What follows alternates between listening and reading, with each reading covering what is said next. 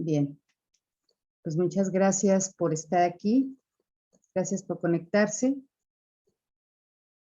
Buenas tardes, noches, ya casi van a ser noches para acá, para América. Vamos a, pues, a empezar a leer este apartado que teníamos pendiente para el día de hoy, que es el apartado 7, capítulo 3. Saben que vamos en el capítulo 3. La página es la 51, por si tienen su edición anterior. Los juicios y el problema de la autoridad. Y voy a empezar a leer. Hemos hablado ya del juicio final, aunque no con gran detalle.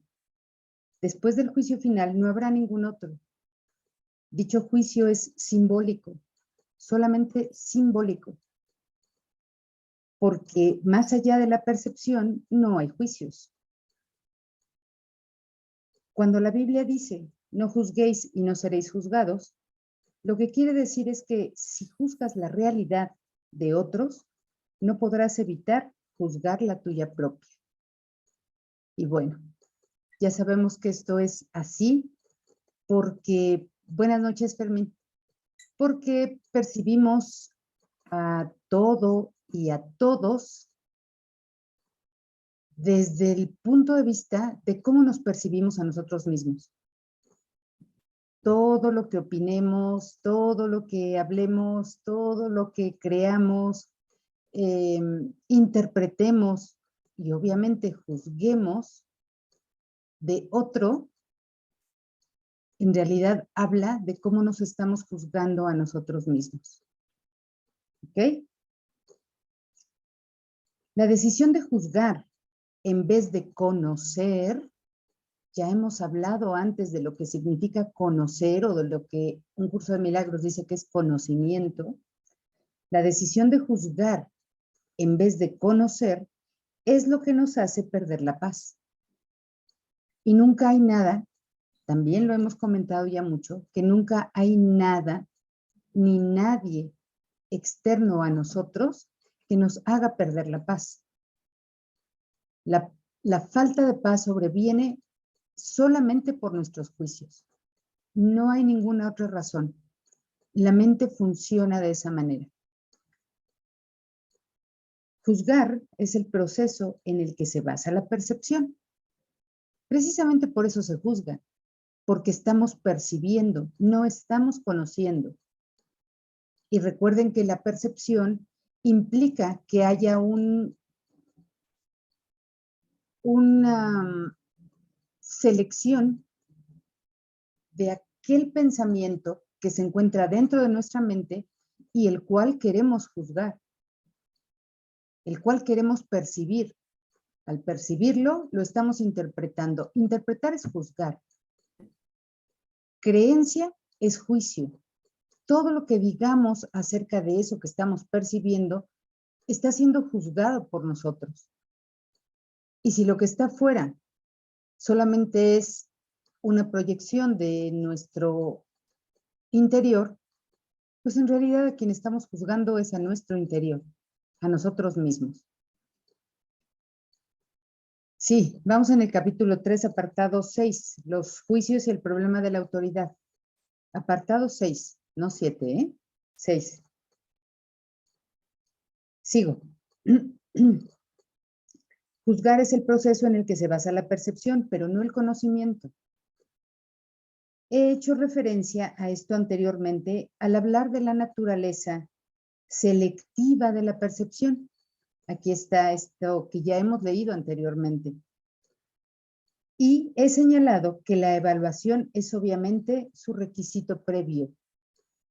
Tú seleccionas conforme a lo que ya evaluaste, a lo que ya le diste significado, a lo que ya le diste valor.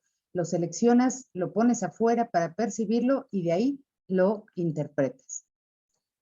Interpretas tu propio pensamiento, te interpretas a ti mismo. Es lo que estás haciendo. Los juicios siempre entrañan rechazo. Entrañan rechazo porque tú crees, o tu mente cree que lo que está rechazando no forma parte de ella, que lo que está rechazando es algo que está fuera y que no tiene nada que ver con ella.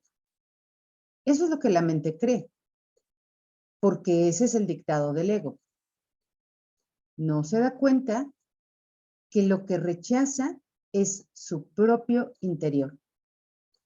Hay un rechazo a ti mismo tan grande, tan fuerte, que a la mente no le queda más que querer verlo afuera. No lo puede ver en sí mismo. De ahí esta frase bíblica que dice que vemos la paja en el ojo ajeno, no la viga en el nuestro.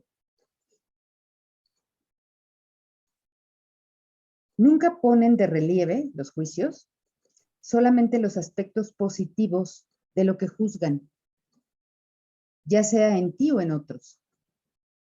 Lo que se ha percibido y se ha rechazado, o lo que se ha juzgado y se ha determinado que es imperfecto, permanece en tu mente porque ha sido percibido.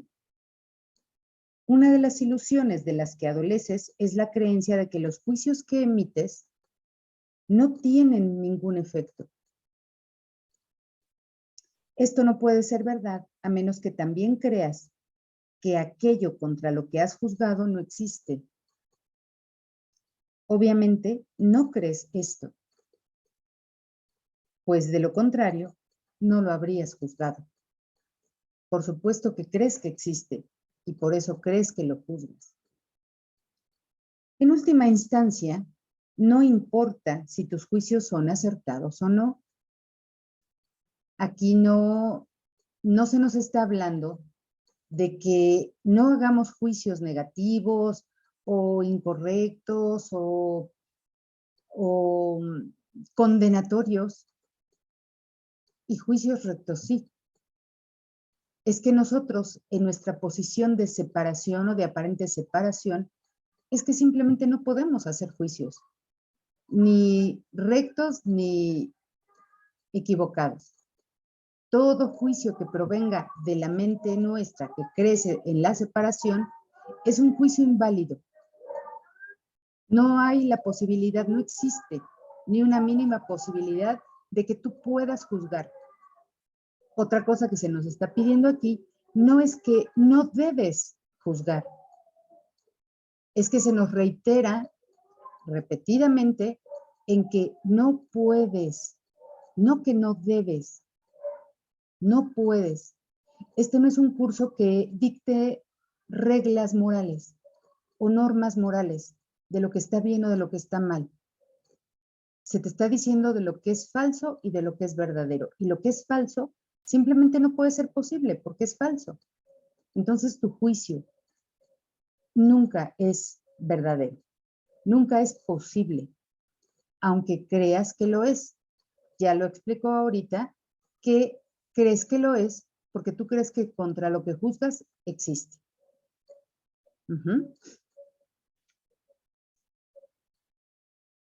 En última instancia, no importa si tus juicios son acertados o no, pues en cualquier caso estás depositando tu fe en lo irreal. Esto es inevitable independientemente, fíjense, independientemente del tipo de juicio de que se trate, ya que juzgar implica que abrigas la creencia de que la realidad está a tu disposición para que puedas seleccionar de ella lo que mejor te parezca. Hay gente que en este punto, hay estudiantes que en este punto en el que vamos leyendo, que nos dicen, bueno, pero si yo veo que mi hermano es inocente y que mi hermano es el Hijo de Dios y que es perfecto y que es santo y todas estas cosas que ya sabemos de memoria, la gente dice, bueno, si yo hago esto, pues entonces ya estoy juzgando rectamente, ¿no? Ese es un juicio recto. Y mientras tú elabores ese juicio o esa idea, ese pensamiento por tu cuenta, ese sigue siendo un juicio inválido. Aquí lo importante es comprender que yo no tengo, yo como mente, no como persona, yo como mente, no tengo la más mínima posibilidad de juzgar, de poder juzgar. No la tengo. Entonces, cualquier juicio que se haga va a ser en compañía o en unión del Espíritu Santo en mí. Él es el que me va a dar el juicio recto, o el juicio, mejor dicho, que a mí me falta. Y el juicio que a mí me falta definitivamente tiene que ser recto, porque proviene de la mente que no ha perdido su comunicación con Dios.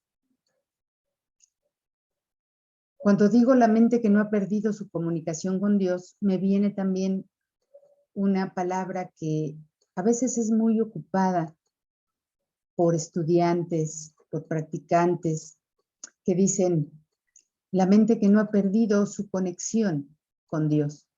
Y si yo me conecto de nuevo con Dios, no te puedes conectar porque no eres un cable que está desenchufado y Dios no es un tomacorriente. ¿Estás en comunicación o no lo estás? La palabra desconectado o conectado no es una palabra correctamente aplicada en este tipo de enseñanza, ¿sí? Eso nada más como acotación, no viene aquí. Bueno, seguimos. Voy en el párrafo 3. No tienes idea del tremendo alivio y de la profunda paz que resultan de estar con tus hermanos o contigo mismo sin emitir juicios de ninguna clase. No tienes idea, te dice Jesús aquí. Y tú podrías decir, bueno, pero puedo imaginármelo. Es que no tienes idea.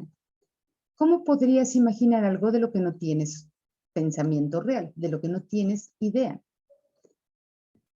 Hasta que dejes de juzgar o hasta que entregues los juicios que tú has hecho en favor del juicio recto que el Espíritu Santo va a inspirarte, hasta entonces podrás saber, hasta entonces podrás conocer.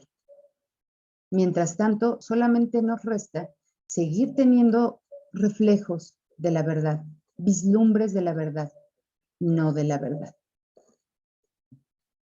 Cuando reconozcas lo que eres y lo que tus hermanos son, te darás cuenta de que juzgarlos de cualquier forma que sea no tiene sentido.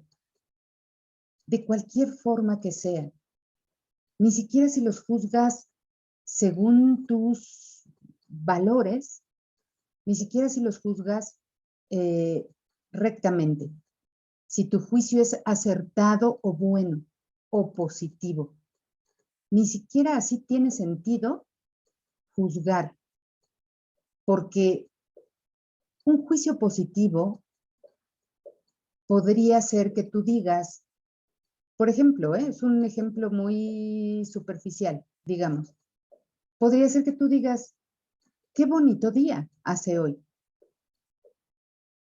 Y eso, porque es positivo, porque es bonito, porque no está condenando, ¿lo hace válido tu juicio? Otra persona podría tener otra opinión. Podría decir, pues a mí no me gusta este día. Yo lo veo feo. ¿Sí? Entonces, Gaby, mande. ¿Sí? Dime, Mechi. una pregunta. Ajá. Pero, por ejemplo, para tomar decisiones, sí, Sí. va uno de la mano del Espíritu Santo, pero en el día a día, para tomar decisiones, para organizar tu día, pues hace uno una serie de juicios tremendos. Claro. Sí, hasta para elegir una pareja tienes que hacer eso, aunque detrás de esa persona tú sepas que está un hermano también inocente, que detrás de ese cuerpo, detrás de ese ego hay un hermano también inocente, Pues finalmente con alguien, hay personas con las que nos sentimos eh, mejor, incluso para hacer una amistad, ¿no? Ujú, ujú, Habrá cosas que no nos gusta del otro que dices, no, eh, no es mi estilo de vida, ¿verdad? Si yo veo que alguien cada 8 días se quiere ir a emborrachar y eso le llama divertirse, pues yo tengo que hacer un juicio de eso, no lo quiero para mi vida, ¿sí? Le mando ujú. toda la bendición al hermano, a la hermana y de que les vaya muy bien, pero finalmente yo tengo que hacer un juicio si quiero eso o no en mi vida aquí, Ok, aunque sea el mundo ilusorio, pero finalmente. Entonces, ¿qué sucede aquí cuando te dicen ok, nunca hagas un juicio? ok. Entonces vamos a hacer una diferenciación. ¿Qué es un juicio y qué es una opinión o una preferencia? ¿Sí?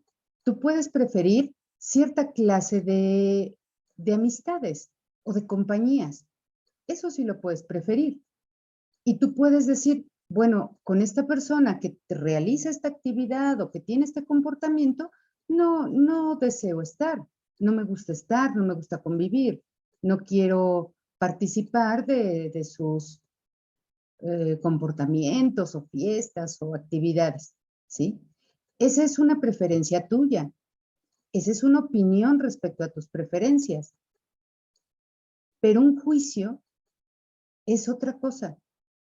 Dice aquí lo siguiente, miren, lo acabo de leer. En el párrafo anterior al 3, al final, dice, esto es inevitable independientemente del juicio de que se trate, ya que juzgar, ahí es ya donde dice, ¿qué es juzgar? Juzgar implica que abrigas creencias, que abrigas la creencia, perdón, de que la realidad está a tu disposición para que puedas seleccionar de ella lo que mejor te parezca.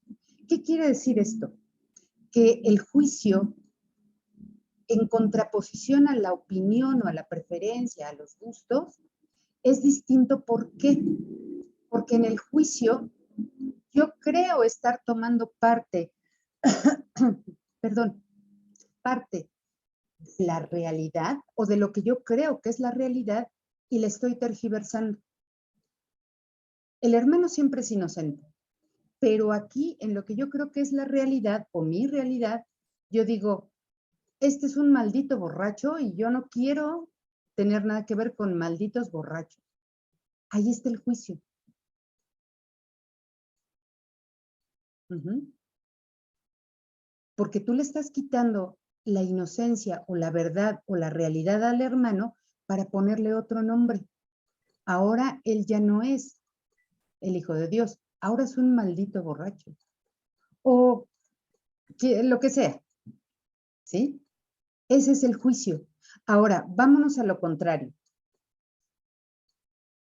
A mí no me gustan estas amistades o no quiero convivir con estas personas porque esta amiga o esta mujer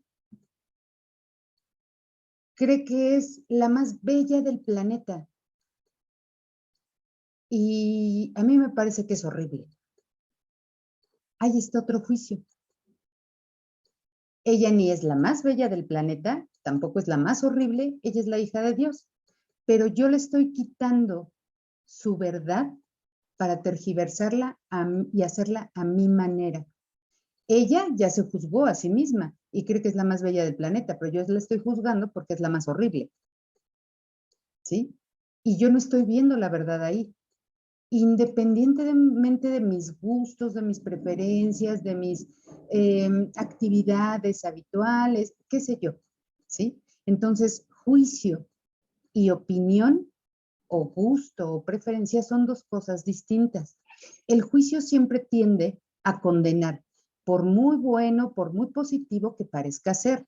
Si yo digo, pues sí, es cierto, esta mujer me parece hermosísima, bellísima, o este hombre me parece el más guapo del mundo. Podría parecer ese un juicio que no ataca, que no agrede, que no es negativo. Sin embargo, sigue siendo un juicio porque le estoy retirando la verdad, su verdad, la única que tiene.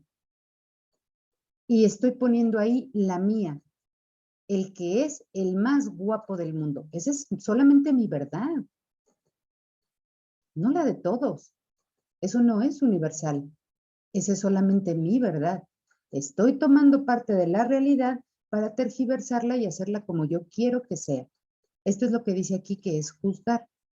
Entonces, en ese caso, aunque el juicio parezca ser positivo y nada atacante o agresivo, de todas maneras, yo lo estoy condenando. Es una condenación la que hago con ese juicio, aunque yo diga que es el más guapo del planeta. ¿Por qué? Porque lo estoy condenando a seguir siendo un cuerpo y no el espíritu que Dios creó. Ahí está la condenación. Estoy diciendo que es solo un cuerpo, que mi hermano es un cuerpo y que por lo tanto yo lo percibo también desde el cuerpo que soy. Y seguimos ahí en la trampa, porque si llega a ser una verdadera trampa, la de la separación.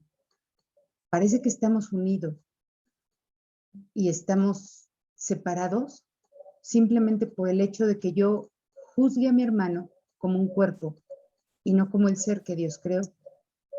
Sí, ya Sí, la idea de la que el curso habla del juicio es que nos demos cuenta de que el juicio, bueno o malo, ya es parte de la separación, que no está en el conocimiento. El juicio delata separación, porque ya de por sí está evaluando ilusiones. Exacto. Eso es lo que básicamente está diciendo que, o sea, no, estoy impidiendo esa evaluación que yo estoy haciendo, ese significado que le estoy dando, está impidiendo que yo vea la verdad de esa persona y obviamente la mía, pues, o sea, ya Ajá, de la, claro. la Sí, mía propia, por ende. porque Ajá, todo lo que evalúo para afuera está en mí. claro. Entonces, eso es básicamente, eso es lo que, o sea, todo, básicamente todo el pedazo, el fragmento, la sección, lo que te estás tratando de decir, mira, cuando tú haces un juicio, bueno o malo, ya estás en la separación, porque no te estás permitiendo estar en el conocimiento. Eso no te va a permitir poder contemplar la santidad de esa persona o de ese objeto, cosa, situación. Claro. Sino que te va a mantener en el juicio acrecentado. O sea, siempre, pero es que si era muy bueno, bueno, no fue tan bueno, y no te permites la experiencia. Yes. Sí. Eso es lo que yo entiendo de esto del juicio, ¿no? Sí, sí, exactamente, Jazz, tienes toda la razón. Así es. Exactamente. Sin embargo, yo le di a Meche estos ejemplos que de pronto suelen parecer como muy burdos o como muy sin importancia, para que podamos comprender esa diferencia entre juicio y opinión. Exacto. Y a veces, bueno, ciertamente hacemos juicios de todos. Como dice Meche, desde que nos levantamos ya empezamos a juzgar y empezamos a decidir qué queremos y qué no queremos. Tú puedes decir hoy, pues hoy voy a ir al cine a ver tal película. Y esa película que crees que has decidido, bueno, crees que lo has decidido tú. Pero eso solamente tiene que ver con que hay algo que ya está decidido para ti. Pero tú aquí lo aterrizas a tus gustos, a tus preferencias. Pero cuando vas a ver esa película y finalmente sales de ahí y dices, pues no me gustó la película, podrías decirlo, porque eso es válido, no me gustó, pero decir, esta es una porquería de película, es la cosa más mal hecha que han hecho en toda su vida. Eso sí es un juicio. Ajá. O podrías decir, qué película tan más hermosa, nunca en mi vida había visto algo como esto. Eso también es un juicio. Ya. Ajá. Pero tú puedes decir, me gustó o no me gustó, eso es válido. Claro. Que tú externes una opinión aquí es muy válido, porque si no, entonces todos viviríamos la vida en este mundo o las situaciones de este mundo totalmente calladitos, o sea, no tendríamos boca para hablar. Lo que me estás diciendo es que antes de incluso yo proyectar, ya tengo un juicio en mi mente. Claro, tú Eso es ya lo que me tienes, estás exacto, diciendo. sí, exacto, y eso es Sí, de hecho lo que dice aquí, en lo que acabamos de leer. Ya tengo un juicio en mi mente porque mi mente ya seleccionó lo que quiere percibir. exactamente. Eso yo no lo puedo ver a simple vista. No está aquí tan a la flor de la conciencia como para que yo lo pueda detectar, pero yo ya lo juzgué desde antes y lo seleccioné. Eso es lo que quiero realmente ver, lo voy a percibir y lo voy a interpretar a lo que creo que es mi manera. Bien. Y creo que mi manera es la correcta. Por eso el curso te pregunta o Jesús te pregunta, ¿y qué prefieres? ¿Ser feliz o tener la razón? Ay, pues sabes qué? Que aquí todos queremos siempre tener la razón, Totalmente. ¿sí? Entonces, sí nos queda más claro, Meche, lo que es Sí, juicio. Sí, gracias. Gracias. sí, siempre vamos allá. Ok, Ujú. entonces seguimos leyendo ahí donde nos quedamos. Mariana, estamos leyendo el apartado 6 del capítulo 3, que es donde vamos en este grupo de los viernes, los juicios y el problema de la autoridad, y estoy casi iniciando el párrafo 3. Entonces me quedé en que cuando reconozcas lo que eres y lo que tus hermanos son, te darás cuenta de que juzgarlos de cualquier forma que sea no tiene sentido. Pues no, ya los conoces. ¿Qué juicio puede haber en el conocimiento? De hecho, pierdes el significado de lo que ellos son, pues precisamente porque los estás juzgando. Toda incertidumbre procede de la creencia de que es imprescindible juzgar. Claro, tengo dudas acerca de esto, pues lo voy a juzgar, para que así yo crea que puedo tener la certeza de lo que estoy percibiendo. Y que además esa certeza me da la razón de lo que yo creía. Ajá. Y ahí es cuando decimos, ah, claro, si ya sabía yo, ya lo había yo dicho, que fulano de tal es tal por cual, ya lo sabía. Es como diciendo, ¿ya viste? ¿Qué razón tienes tú, ego? No tienes que juzgar para organizar tu vida. Y mira, Meche, aquí nos lo dice. Ciertamente nos despertamos, abrimos los ojos e inmediatamente empezamos a juzgar, porque los ojos sirven para eso. Al percibir o al creer que ven, inmediatamente juzgan lo que están percibiendo. Entonces los juicios apenas inician cuando tú estás abriendo tus ojos al día y te pones a organizar tu día. Pero dice aquí, no tienes que juzgar para organizar tu día o tu vida. Y definitivamente no tienes que hacerlo para organizarte a ti mismo. Organizarte a ti mismo sería como decir, es que como yo soy tan estudioso, hoy me voy a poner a leer el curso. Como yo soy tan estudioso, hoy sí voy a ir a clases. Como yo soy tan ordenado, hoy me voy a poner a hacer el aseo de mi casa a conciencia. Como yo soy tan buena gente, hoy voy a ver qué buena obra del día realizo allá afuera. ¿Sí? No tienes que organizarte tampoco tú, porque no te conoces a ti mismo.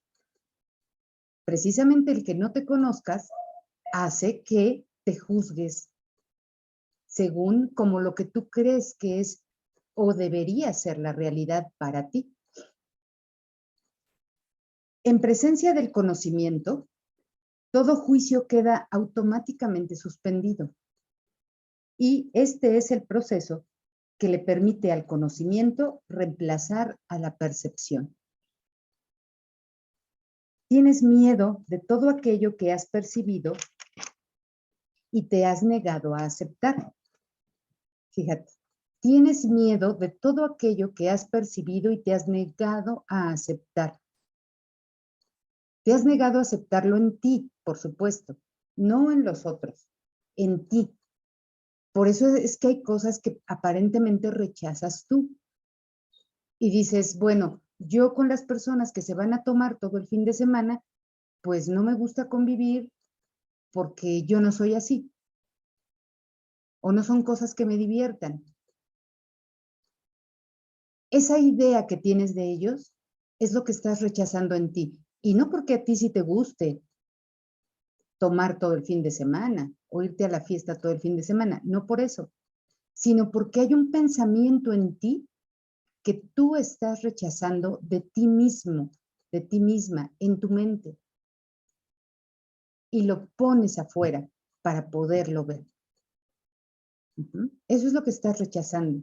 No es que estés rechazando a las personas que toman o que se enfiestan o que cualquier comportamiento que tengan. No, estás rechazando una idea en ti que tiene que ver contigo.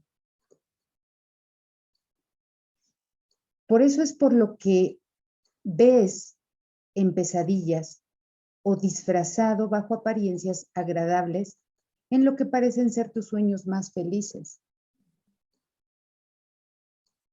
Porque solamente estás viendo o percibiendo lo que tú quieres ver, lo que tú realmente quieres ver.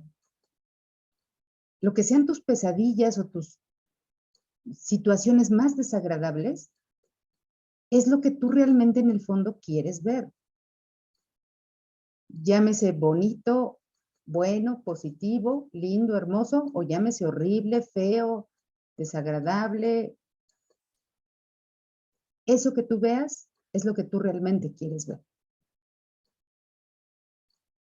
Nada que te hayas negado a aceptar puede ser llevado a la conciencia. Nada que te hayas negado a aceptar puede ser llevado a la conciencia. De por sí no es peligroso, pero tú has hecho que a ti te parezca que lo es. Nuevamente, nada puede resultar peligroso para ti,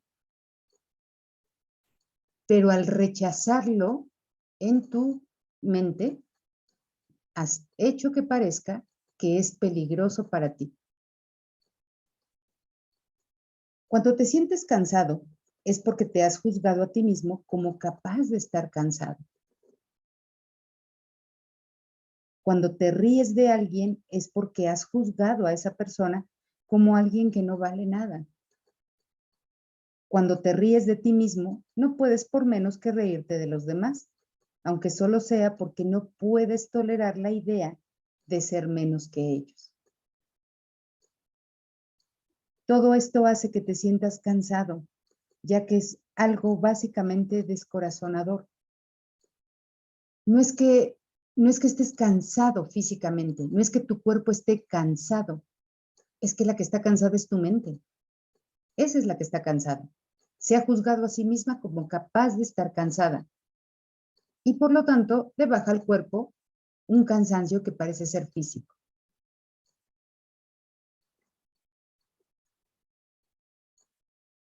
No eres realmente capaz de estar cansado, pero eres muy capaz de agotarte a ti mismo.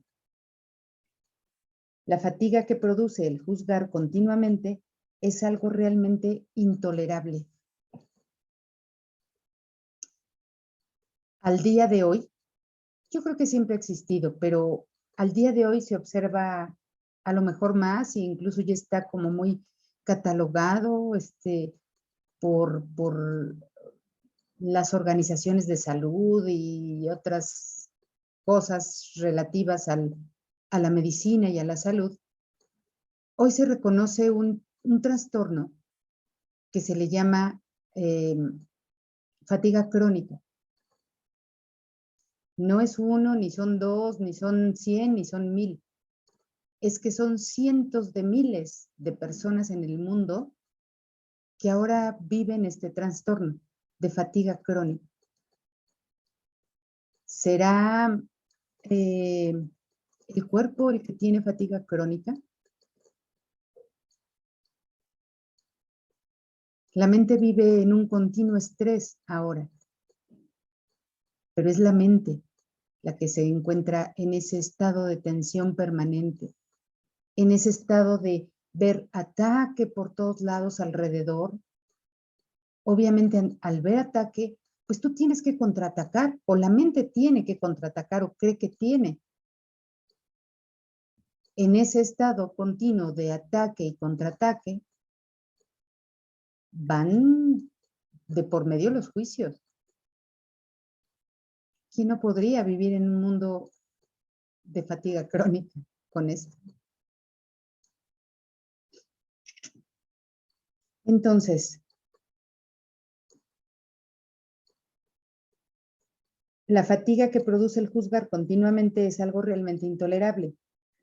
Es curioso que una habilidad tan debilitante goce de tanta popularidad.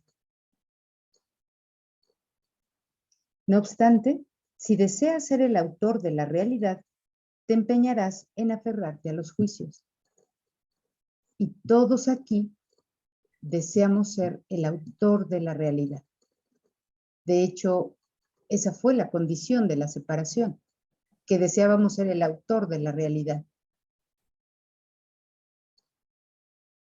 También les tendrás miedo y creerás que algún día serán usados contra ti. Sin embargo, esta creencia solo puede existir en la medida en que creas en la eficacia de los juicios como un arma para defender tu propia autoridad. Ya nos empiezan a hablar de la autoridad. Les decía, creo que en la clase del lunes que estábamos leyendo esto mismo, les decía que yo muchas veces sentía, ahora ya no tanto, pero antes sí, mucho. Sentía miedo, me ponía nerviosa, pues muy inquieta cuando me invitaban a dar pues una clase como esta, o me invitaban a alguna plataforma a compartir algún tema. Y yo me sentía tan nerviosa, bueno, me temblaba la boca, me temblaban los labios, no me salían las palabras. Y un día, pues me puse en este punto de comprender qué era lo que realmente estaba pasando en mí. Y de lo único que me di cuenta fue que yo tenía miedo que los demás me juzgaran, que los estudiantes o los participantes en esa charla, o incluso si había otros divulgadores, otros maestros, que me juzgaran a mí, como que no sabía, como que no podía, como que no entendía, de cualquier forma. Ajá. Eso era lo que me daba miedo, eso era lo que me ponía nerviosa. Pero acabas dándote cuenta, o acabé dándome cuenta, que el juicio solamente estaba en mí. Yo era la que me juzgaba a mí misma. Y por eso pensaba que los demás podían juzgarme. Entonces, es esto cuando que dice aquí, sin embargo, esta creencia solo puede existir en la medida en que creas en la eficacia de los juicios como un arma para defender tu propia autoridad. Y entonces puedas pensar que los juicios son usados en tu contra. En realidad siempre te estás juzgando a ti mismo. No hay nadie que te juzgue. La única que te juzga, el único que te juzga, es tu propia mente. Proyectas ese juicio también de igual manera y crees que los demás te van a juzgar por lo que haces, por lo que dices, por tu comportamiento, por tu apariencia, por lo que sea. Porque ya lo estás juzgando tú. Tú lo juzgaste primero. Seleccionaste eso, lo sacaste y dijiste, quiero vivir el juicio. Y lo ves y lo vives. Dios ofrece únicamente misericordia. Tus palabras deben reflejar solo misericordia, porque eso es lo que has recibido y eso es lo que deberías dar. Y ya habíamos hablado anteriormente de la palabra misericordia. Aquí la palabra misericordia o la misericordia de Dios se puede entender como esa unión del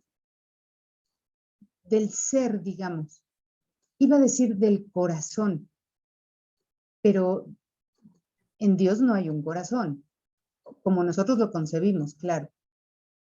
No hay un sentimiento o una emoción en Dios. Pero en su mente sí está ahí el más profundo amor por ti. Eso es lo que podríamos entender como misericordia. Esos corazones unidos, ya no en el dolor, sino en el amor. Entonces, pues esto es lo que deberías de dar, te dicen aquí, en lugar de un juicio, ¿no? La justicia es un expediente temporal o un intento de enseñarte el significado de la misericordia. Dios es justo con todos sus hijos porque a todos sus hijos les da todo por igual. No tiene preferencias, no tiene ideas de especialismo. Entonces, esa es su justicia, que da todo por igual. Y todo lo que Él es. No puede ir ahí algo que es malo o algo que es castigo para su hijo, sino da todo lo que Dios es a su hijo, por igual. Entonces dice aquí que la justicia es un intento de enseñarte el significado de la misericordia. Eso es lo que Dios te da, todo su corazón, todo su amor, toda su paz, todo su ser. Es juzgadora únicamente porque tú eres, capaz de cometer injusticias. Esa misericordia se puede volver juzgadora porque tú eres capaz de cometer injusticias. Tú no das todo a todos. Tú das solamente a algunos. Y eso que das solamente a algunos, se los das basada en tu juicio, en la selección que hiciste, en el valor que ya le pusiste a algo o a alguien. Por eso dices, es que a él sí lo puedo amar. A este otro no, a este sí. He hablado de distintos síntomas y a ese nivel de los síntomas, la variedad de los mismos es casi infinita. Todos ellos tienen, no obstante, una sola causa. Una sola, vean. No tienen los síntomas, que son las cosas del mundo, las situaciones del mundo. No tienen otras muchas causas. Tienen una sola causa. No tiene caso que yo como mente me desgaste tratando de buscar quién sabe cuántas causas posibles para esto que está pasando. Hay una sola causa. Y eso nos facilita el trabajo mucho. Repito aquí, he hablado de distintos síntomas y a ese nivel la variedad de los mismos es casi infinita. Todos ellos tienen, no obstante, una sola causa, el problema de la autoridad. Y tú podrías pensar en este momento, ¿pero qué no la única causa de todos los problemas aquí es la separación o la creencia en la separación? Pero ¿y qué es la creencia en la separación? Sino la creencia de que tienes un problema con la autoridad. Precisamente por eso te separaste, porque tenías un problema con la autoridad. Tenías un problema con Dios, que es el autor de todo. Entonces, el problema de la autoridad es exactamente el mismo que la separación. Esta es la raíz de todo mal. Cada síntoma que el ego inventa es una contradicción, debido a que la mente está dividida entre el ego y el Espíritu Santo, de tal modo que cualquier cosa que el ego haga es parcial y contradictoria. Esta posición insostenible es el resultado del problema de la autoridad, que al aceptar como premisa el único pensamiento inconcebible. ¿Y cuál es el único pensamiento inconcebible? Aquí ya nos lo clarifica. El único pensamiento inconcebible es el de que pudiste haber estado separado, de que tu creencia o que tu idea de separarte pudo cometerse, pudo cumplirse. Ese es el único pensamiento inconcebible. Y solo puede producir ideas que a su vez son inconcebibles. Entonces, de esta idea inconcebible derivan todos los síntomas aquí que a la vez son inconcebibles. El problema de la autoridad es en realidad una cuestión de autoría. Cuando tienes un problema de autoridad, es siempre porque crees ser tu propio autor y proyectas ese engaño sobre los demás. Cuando tienes un problema de autoridad, nosotros tenemos un problema de autoridad con Dios. Por eso quisimos separarnos o por eso pensamos que podíamos separarnos. Y entonces fabricamos este mundo, aparentemente estamos aquí, y ese único problema de autoridad lo traemos aquí y lo desplegamos por todo el mundo. Gaby, ¿es problema Sí, de autoridad como jerarquía o problema de quién es el autor de algo?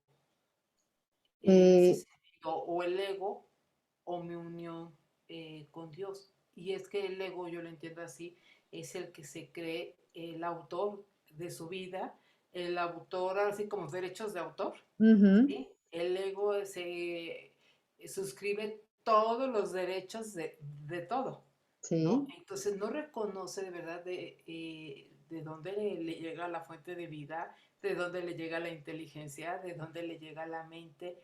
Entonces aquí yo lo he entendido cuando lo he leído más que como un asunto de autoridad y jerarquía, de por qué me mandas, ¿no? El clásico adolescente, lo capto más como esta parte de quién es el autor, el ego o la parte espiritual, el Espíritu Santo.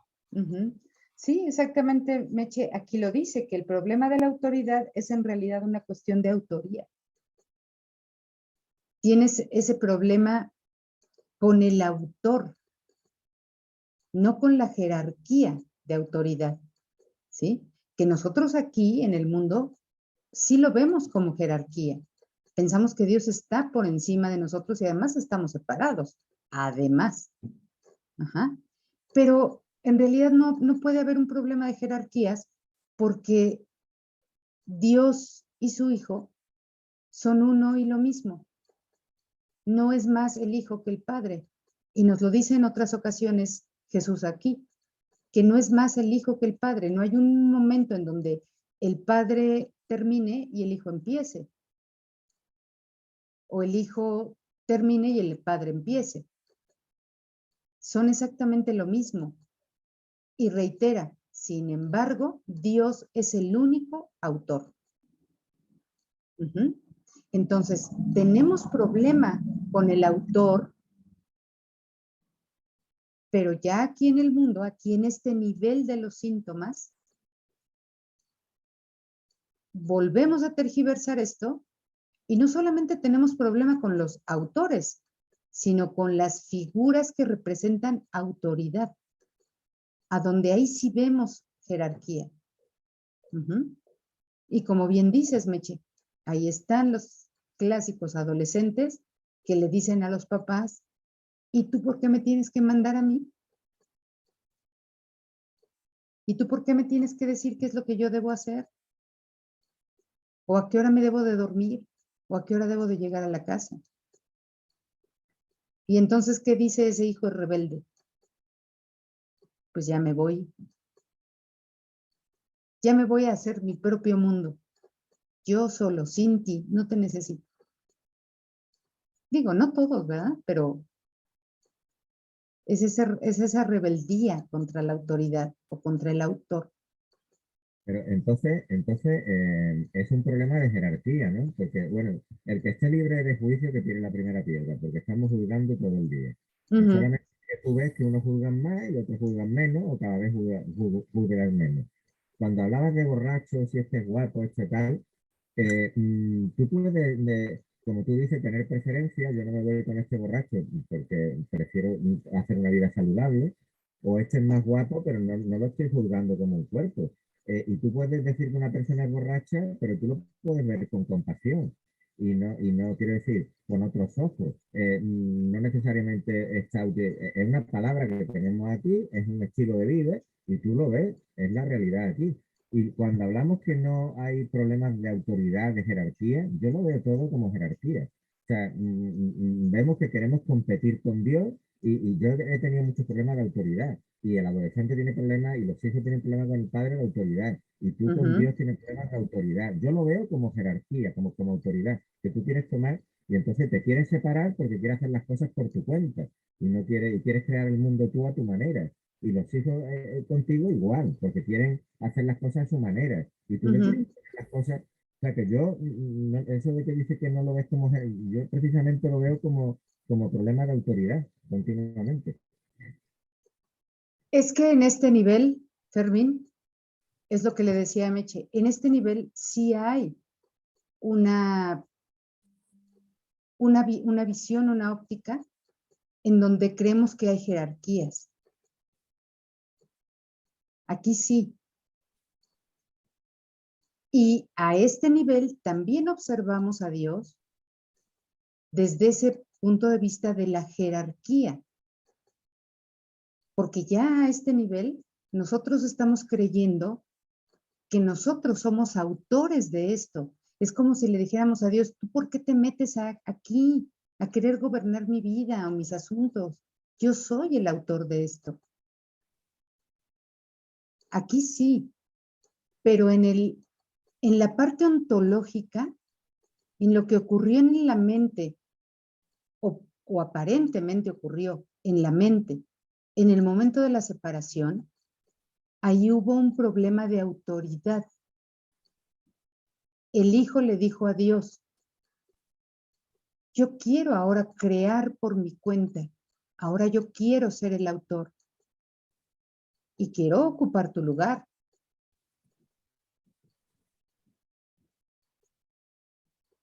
Aquí no podemos ver la autoría porque el hijo cuando se pelea o se enoja con su papá, pues le dice, tú no tienes autoridad para mandarme a mí, porque ve cómo te comportas tú. ¿Con qué autoridad me corriges o me... Ajá. Pero no le dice, el hijo no le dice al papá, tú te vas de aquí de la casa y yo voy a tomar tu lugar.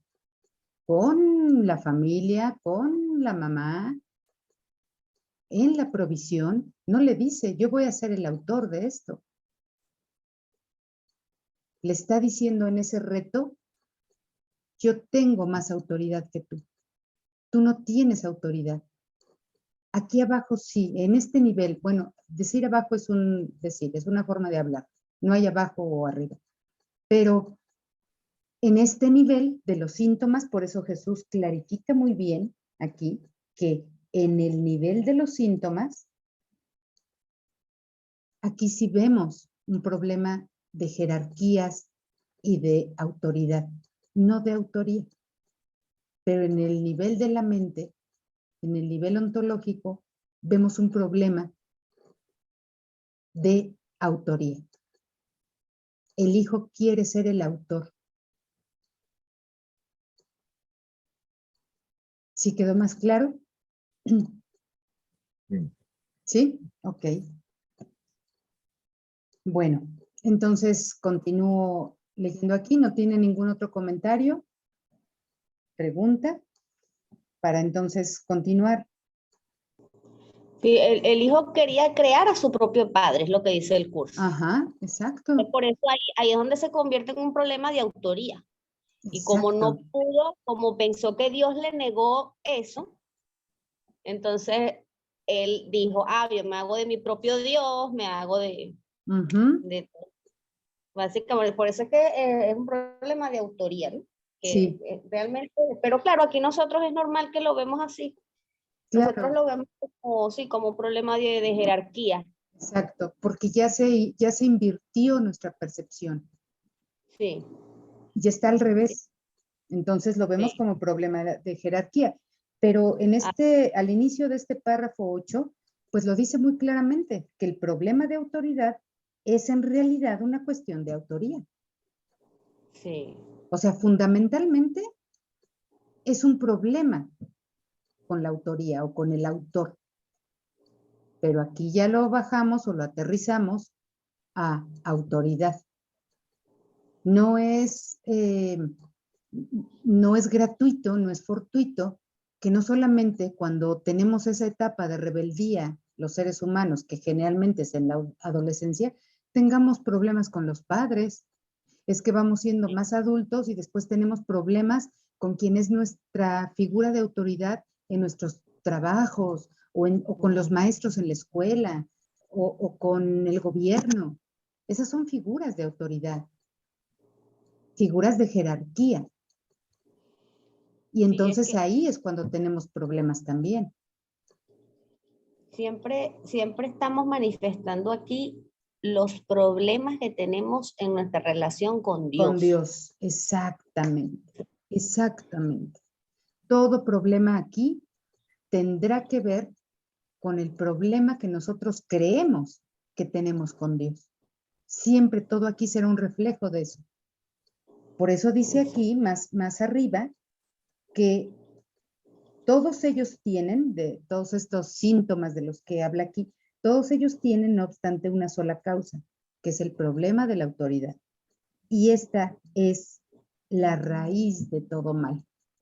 Todo lo que parece ocurrir aquí tiene que ver con esa causa única de que yo tengo un problema con el autor. Ujú. Sí, Ujú, de ese inicio que hice, de esa interpretación que hice donde nació, de esa interpretación que hice de ese momento. exacto. Yo, De lo sí, que yo, total, sí, de sí, lo que yo totalmente. quise creer de ese momento. De lo que Exacto. yo quise creer. Y la lección de hoy nos dice eso. Casualmente, la lección de hoy nos habla de eso. Es La, verdad. la lección de hoy dice, ¿me encuentro entre los ministros de Dios? ¿O Ujú, cuál? Sí, esa, esta ¿no? es la de los registros, sí, tiene un párrafo que dice exactamente eso, que de eso que estamos hablando de los juicios, cómo tú interpretas y cómo tú te has creído aquí todo eso y que es arrogante, Claro, todo lo contrario a lo que tú crees que es arrogancia aquí. claro. Sí, exacto.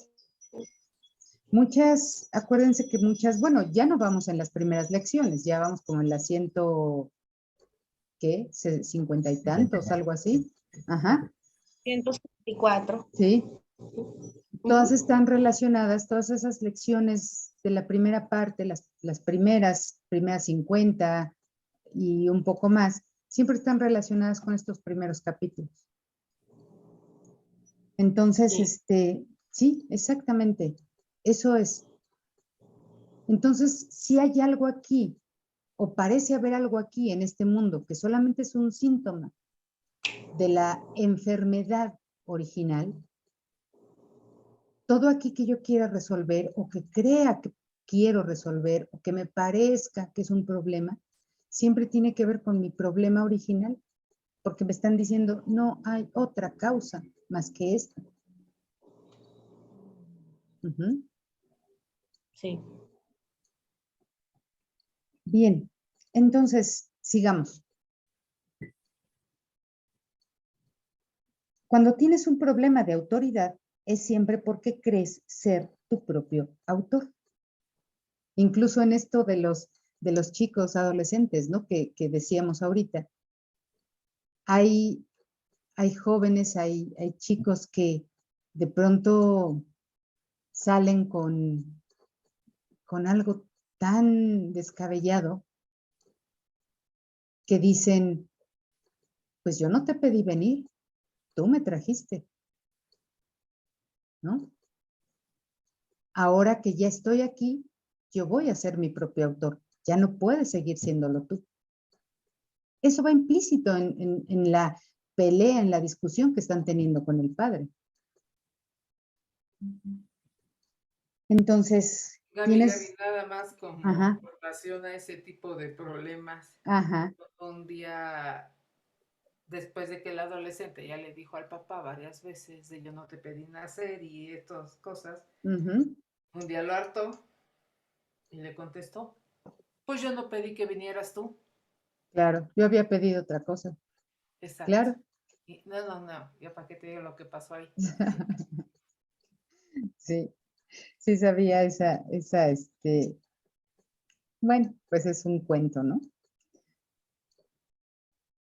Entonces, cuando tienes un problema de autoridad es siempre porque crees ser tu propio autor y proyectas ese engaño sobre los demás. Crees que el otro está queriendo ser autor y pues ¿cómo lo vas a dejar serlo? Tú tienes que ser el autor de tu realidad. Y cuando ves que el otro viene y te la quiere mover, tu realidad, te la quiere tambalear, pues no lo permites. Percibes entonces la situación como una en la que los demás están literalmente luchando contigo para arrebatarte tu autoría. ¿Cómo va a decirme mi papá que yo haga esto si yo quiero hacer otra cosa? ¿Cómo me va a decir el jefe en la oficina que yo le entregue tal trabajo tal día si yo tenía pensado hacer otra cosa? Tú crees ser el autor de tu realidad. ¿Cómo me traes tú aquí a este mundo si yo pude haber venido por mis propios medios? Por eso les digo que esta situación de que el hijo conteste eso a un papá, pues es algo de lo más descabellado posible, porque ¿cómo pudo haber venido él por sus propios medios? No pudo. Este es el error fundamental de todos aquellos que creen haber usurpado el poder de Dios. Vean, este es el error fundamental de base. No hay otro error más que este de todos aquellos que creen haber usurpado el poder de Dios. Esta creencia les resulta aterradora, pero a Dios ni siquiera le inquieta. Él está deseoso, no obstante, por erradicarla, no como un castigo para sus hijos, sino tan solo porque sabe que les produce infelicidad. Las creaciones de Dios disponen de la verdadera autoría.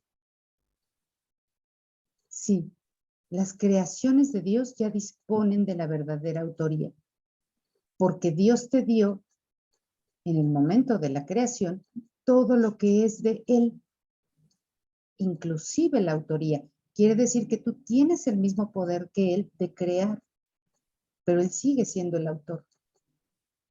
Ahora tú te conviertes en coautor o co-creador, como decimos a veces, pero el autor sigue siendo Él. Sin embargo, te da el mismo poder. Mas tú prefieres permanecer anónimo cuando eliges separarte de tu autor. Al no tener certeza con respecto a quién es tu verdadero autor, crees que tu creación fue anónima. Y nuevamente ahí está este ejemplo descabellado. Yo no te pedí venir. Tú me trajiste aquí. Pero yo pude haber venido por mis propios medios sin necesitarte a ti. Eso es lo que el hijo de 13 años, de 14 años, de 15 años te contesta a un papá. Esa cosa tan descabellada. Al no tener certeza, perdón, esto te pone en una situación en la que lo único que parece tener sentido es creer que tú te creaste a ti mismo. Creer.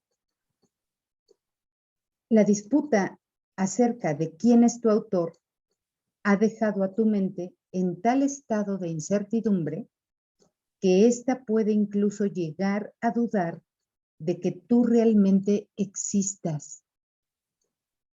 Esto está ocurriendo en la mente, chicos.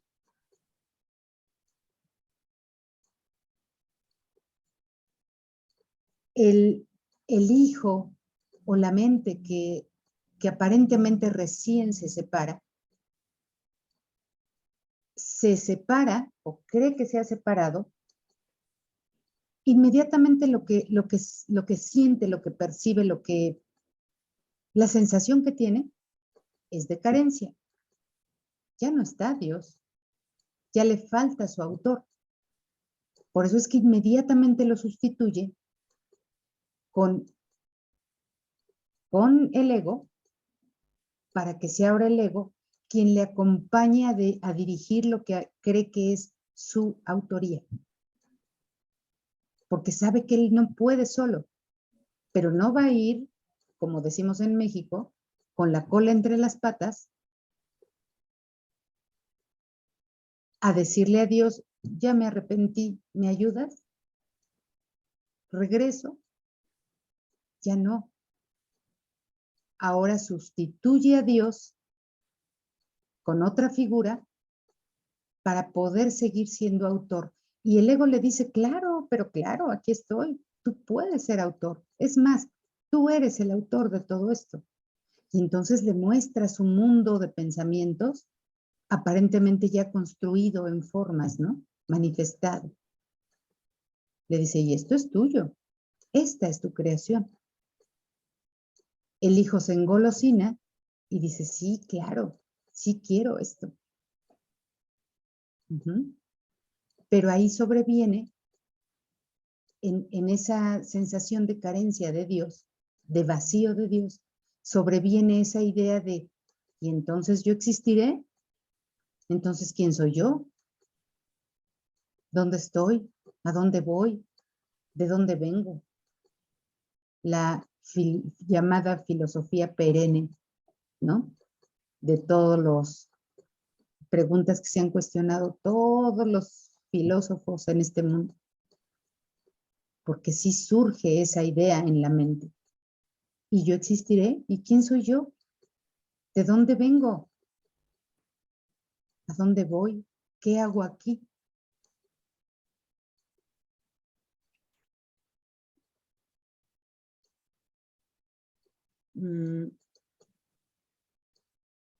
Solo los que abandonan todo deseo de rechazar pueden saber que es imposible que ellos puedan ser rechazados.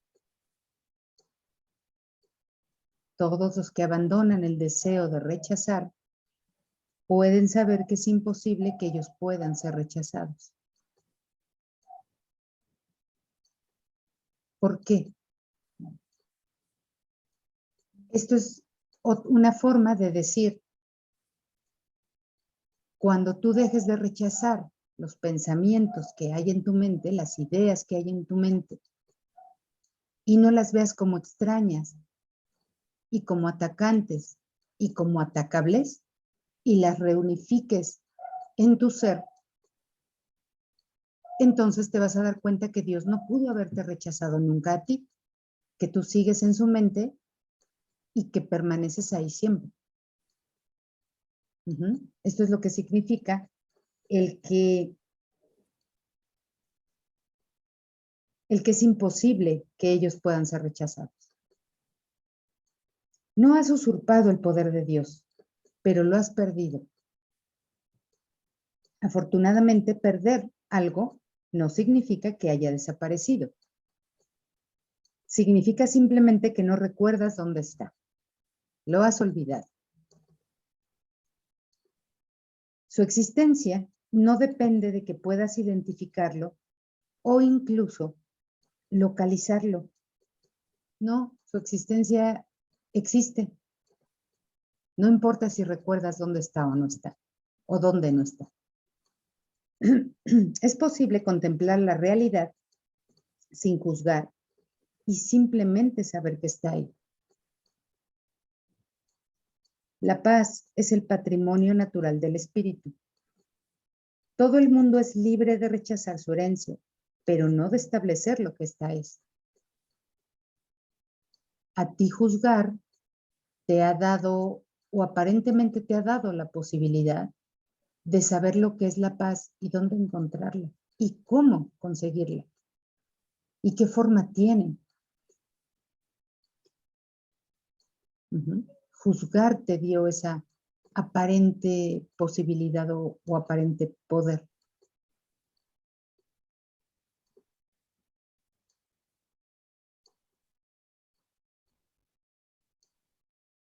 Y dice,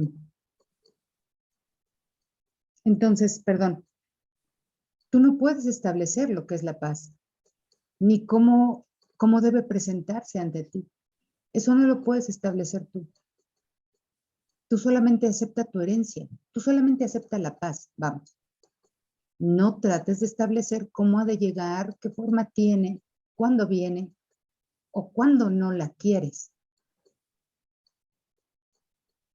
El problema que todos tienen que resolver es la cuestión fundamental de la autoría. Nuevamente, Jesús reitera esto para que no nos vayamos con malos entendidos en nuestra práctica y tampoco en nuestra comprensión, por supuesto.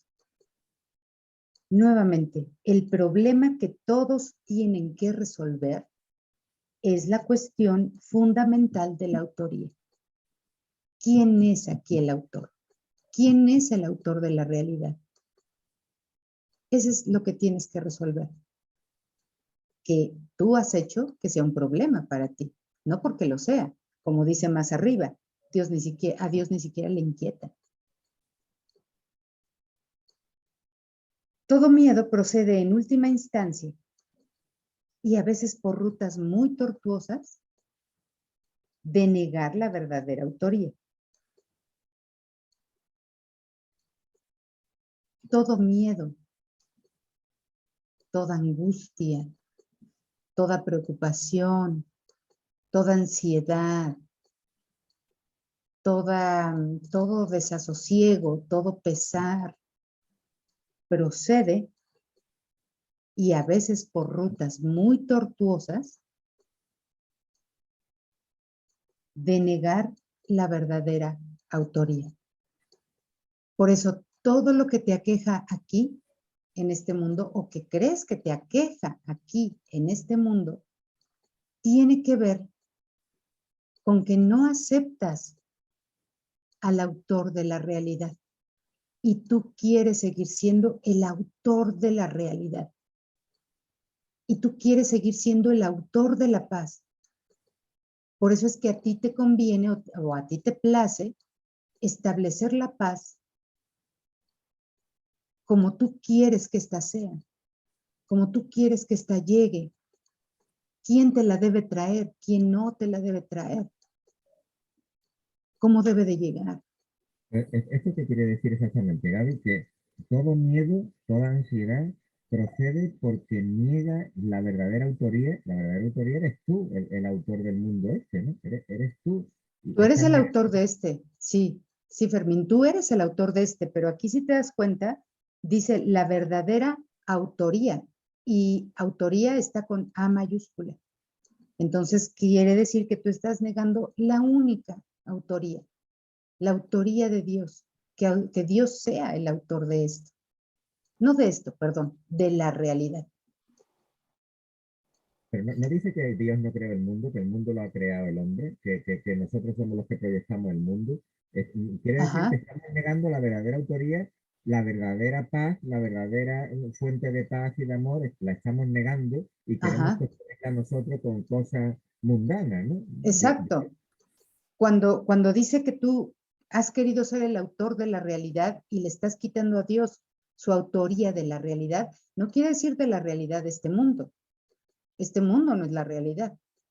La realidad tuya, la realidad de tu ser, la verdadera, la única, mejor dicho, realidad. Que tú eres el espíritu, mente creadora que Dios creó y que estás en unidad perfecta y eterna con Él. Esa es la realidad. Y Gaby, yo también lo veo así, ¿no?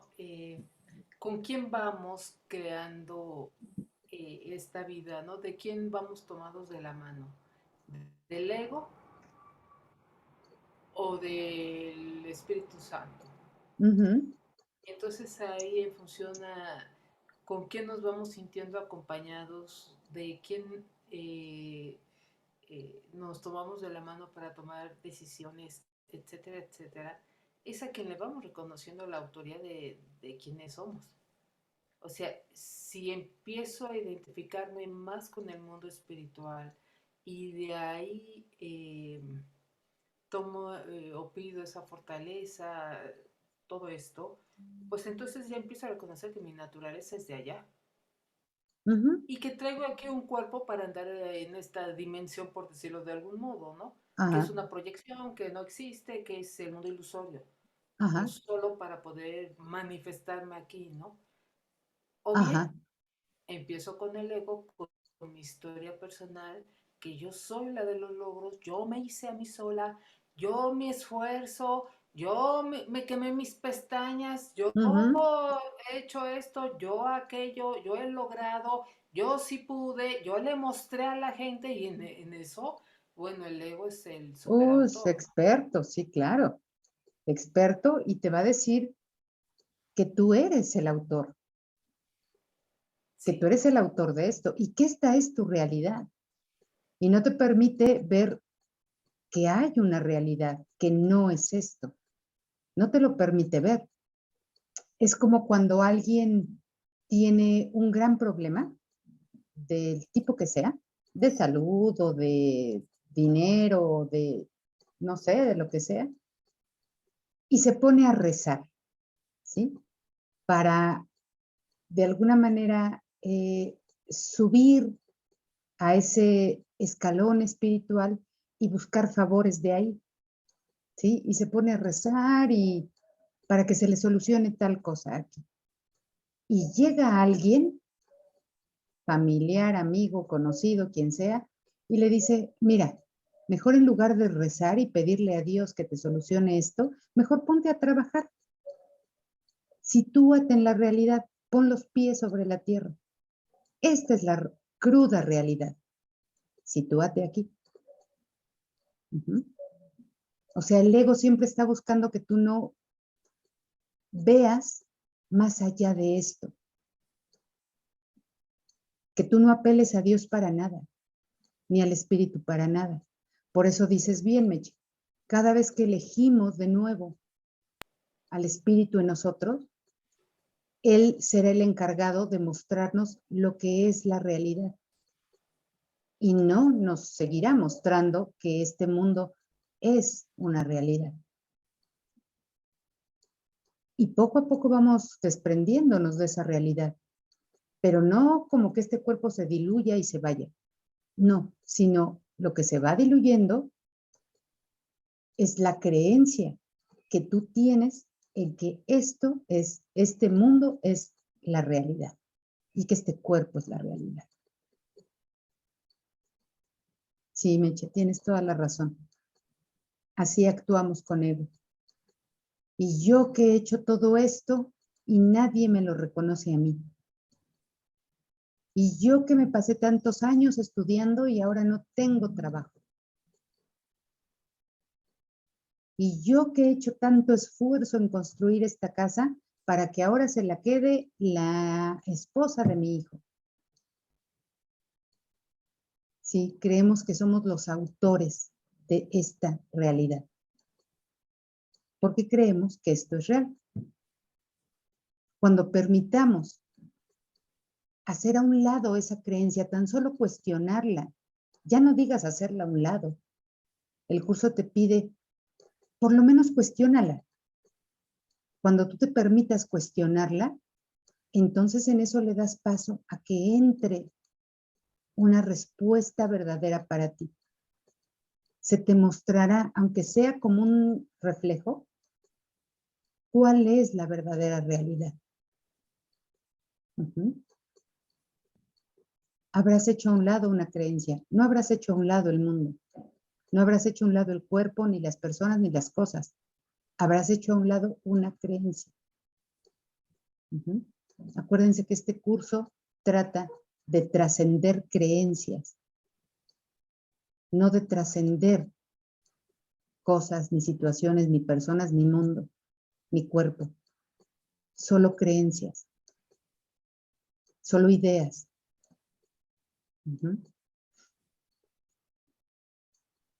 Bien.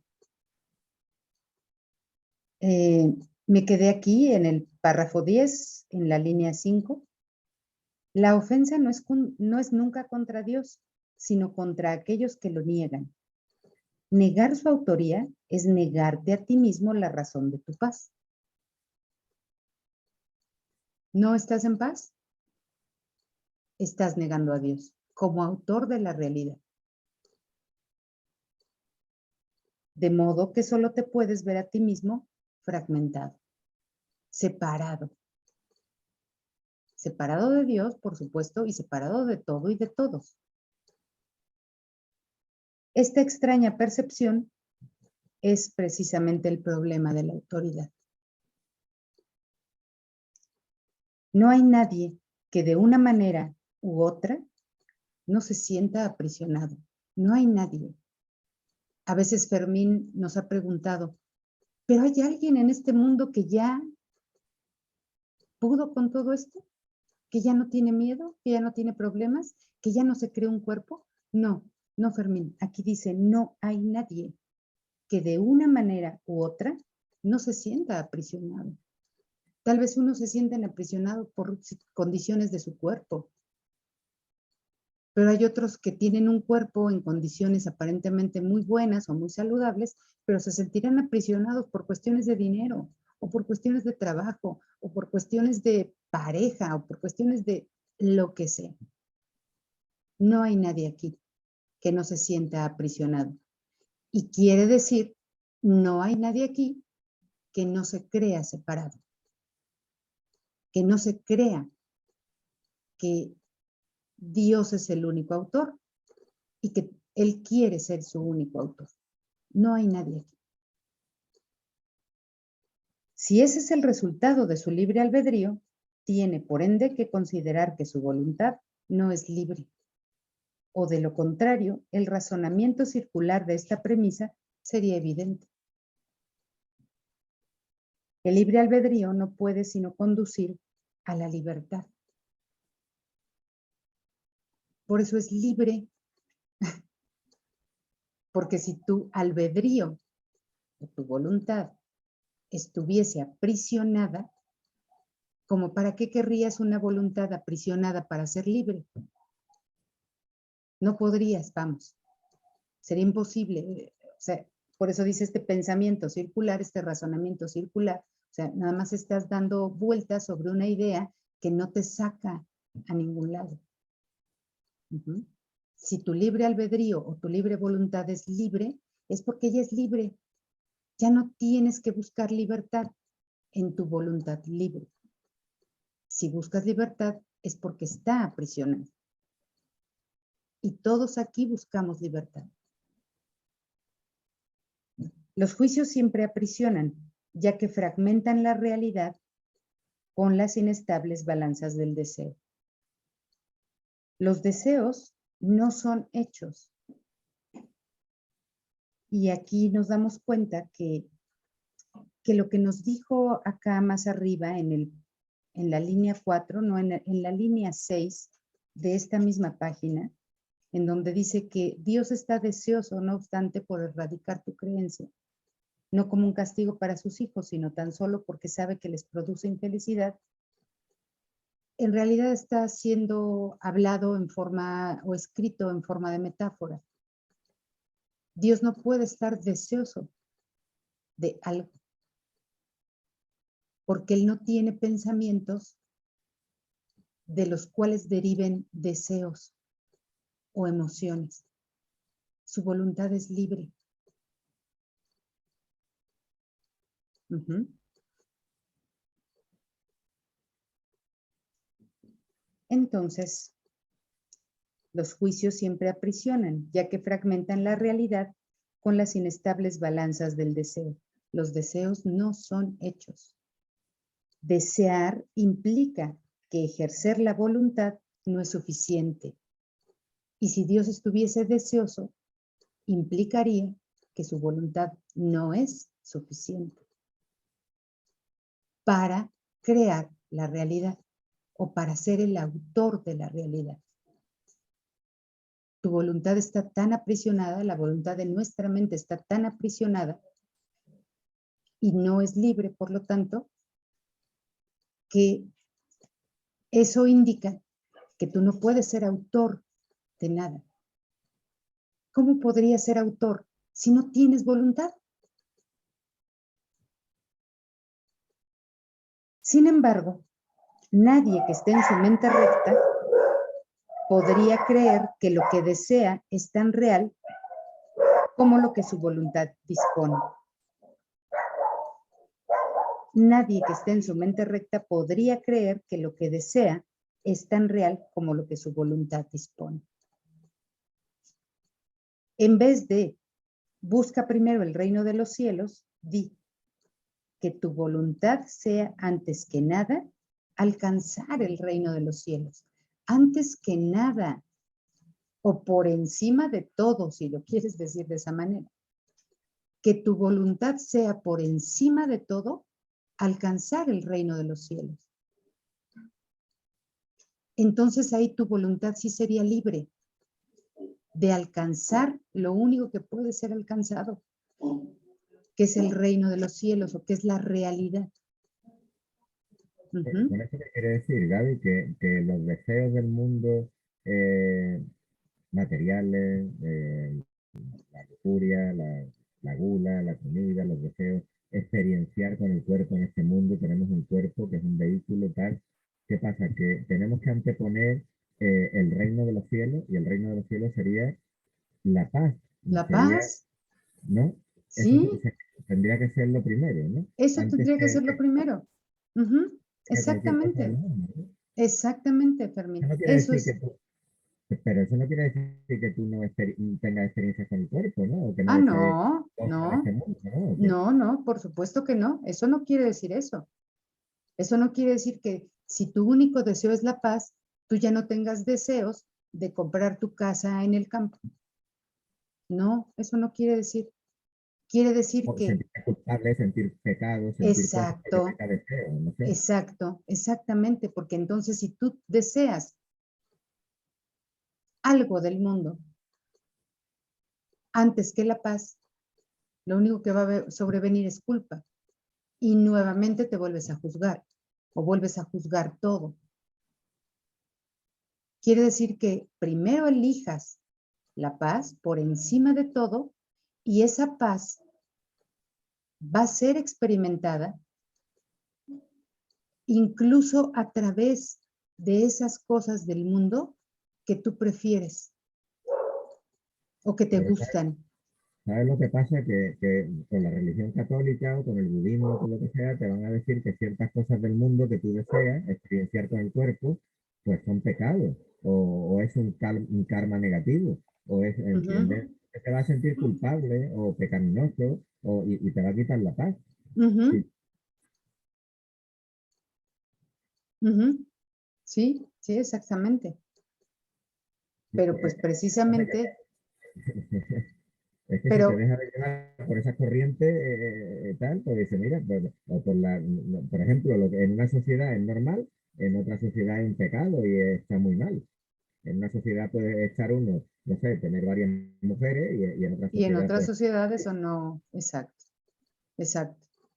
En una sociedad está muy mal que una niña de 13 años se case con un señor de 50 y en otras sociedades eso es normal.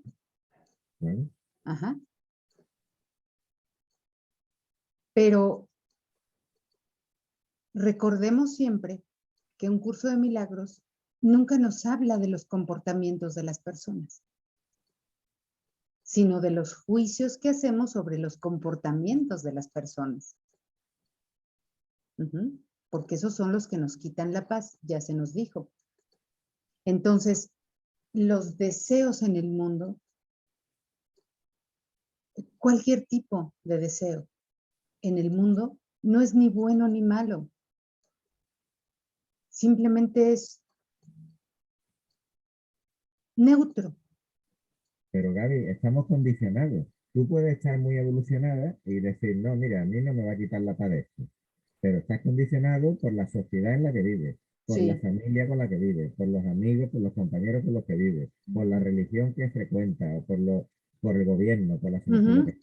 Entonces tú puedes intentar ver todo desde la paz, pero te la pueden quitar por la interrelación que tienes con las personas de alrededor, que no están ni en tu nivel, ni en tu camino, ni en nada. Y te están condicionando a que tú lo veas. Entonces, vamos, cuando tú vas a dar una charla y tú te pones nervioso, yo también me pongo nervioso, porque somos juicios que nos hacemos a nosotros mismos. Tú, por Ajá. ejemplo, porque te comparas que si el otro lo hace mejor o que va a decir que lo hacen mal.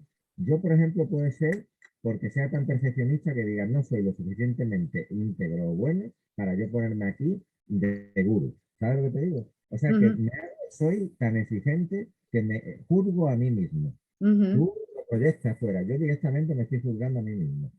Entonces, estamos haciendo juicios continuamente con las personas que te interrelacionas, con la sociedad, y todo eso te quita la paz, te condiciona para que tú bueno, que los deseos lo veas como algo a veces negativo y que te quita la paz, ¿no? Claro, pero entonces, fíjate, Fermín, que tú mismo estás contestándote, tú mismo estás respondiéndote con una respuesta muy válida. No es la sociedad la que me la que me quita la paz o la que me condiciona a perder la paz. Es que yo estoy condicionado a dejarle a la sociedad el poder de que me quite la paz. Mi mente está condicionada a eso. Yo soy la que permito, yo soy el que permito que la sociedad me quite la paz, tenga el poder de quitarme la paz. Pero no me la puede quitar. Como leímos ahorita, lo que Dios te da, tú lo puedes negar, pero no lo puedes perder. ¿Quién podría tener aquí en el mundo el poder de quitarte algo que Dios te dio? Y que además no solamente tienes, sino que eres. Entonces, ese condicionamiento es de mi mente.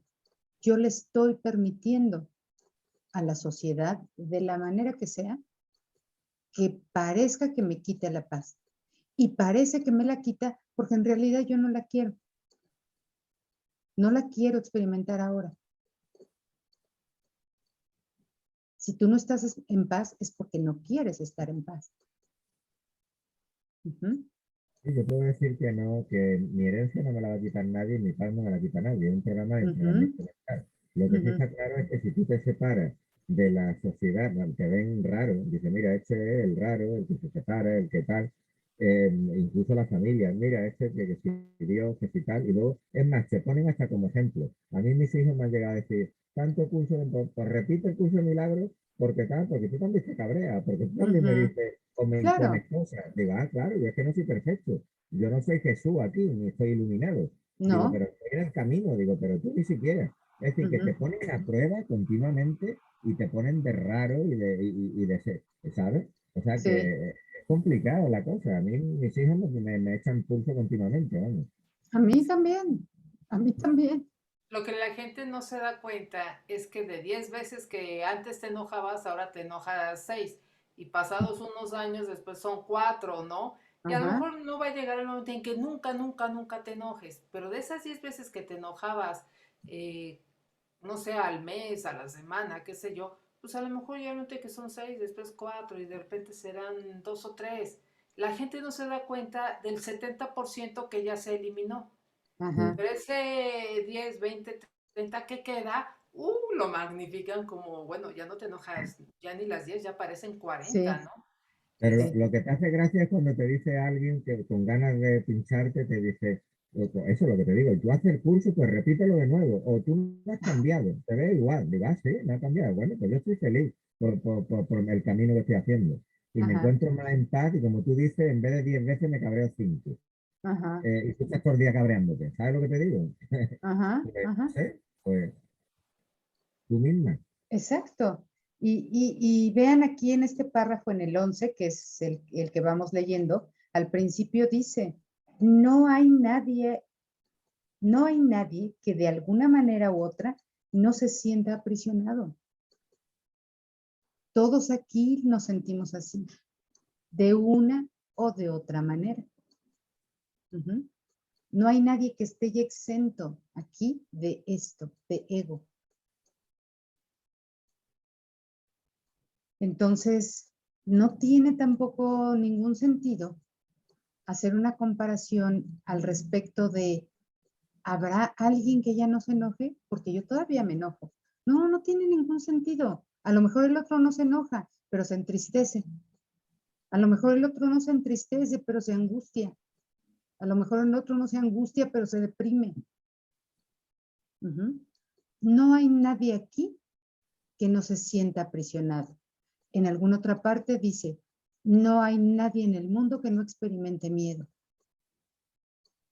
Y esto quiere decir, no hay nadie aquí que no conserve a su ego. Todos lo tenemos. Solamente que estamos aprendiendo una forma distinta de manejarnos en este mundo de egos.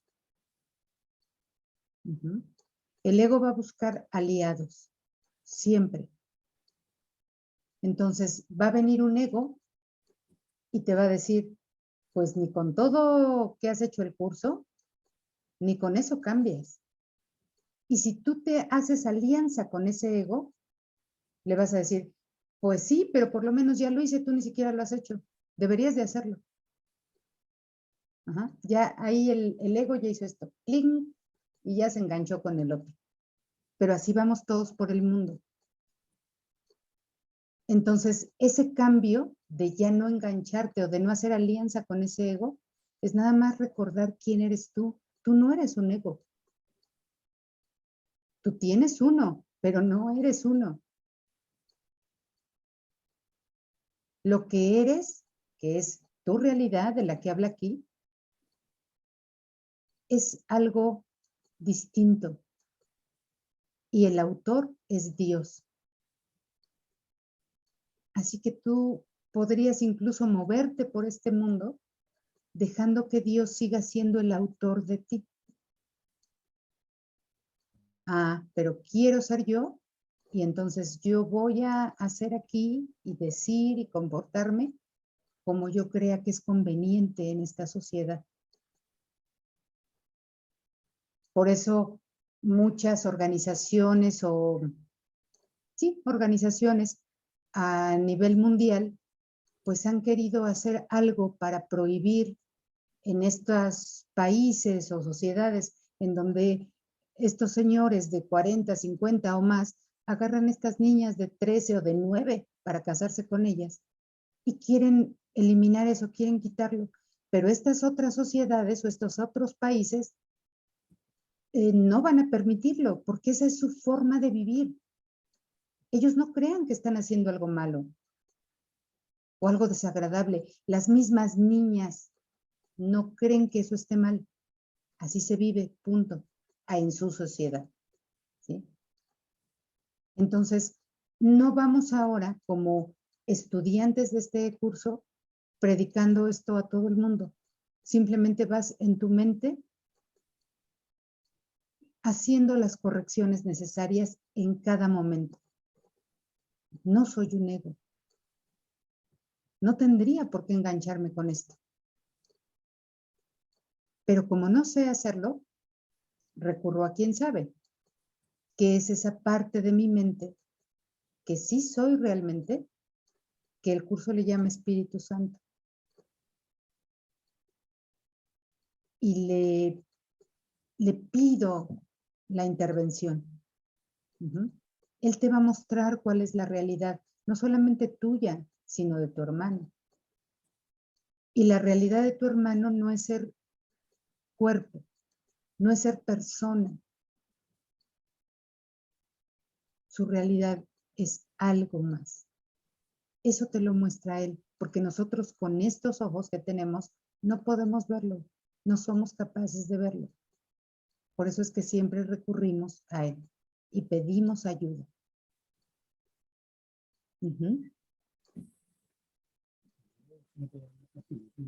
¿Vamos bien?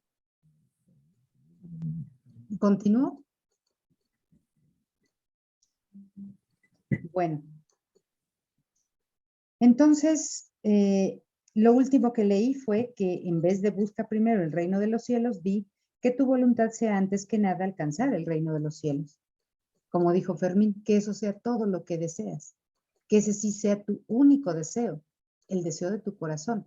El reino de los cielos, que es igual a la paz, igual a la unidad, igual al amor, igual a la felicidad, igual a tu ser, unido con su autor y nada más. Pero mientras transitas por este mundo, o parece que transitas por este mundo, toda esa paz, toda esa felicidad, todo ese amor, toda esa unidad, te llegarán para que lo experimentes a través de lo que aparentan ser tus deseos en este mundo, o tus necesidades, o tus gustos, o tus... ¿Sí?